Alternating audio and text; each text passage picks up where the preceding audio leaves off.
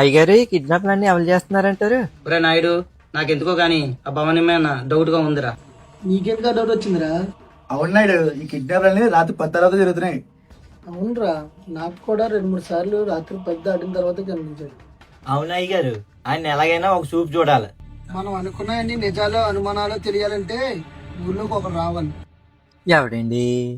కనిపించని దెయ్యాన్ని కూడా కనిపించేలా చేసే మగాడు.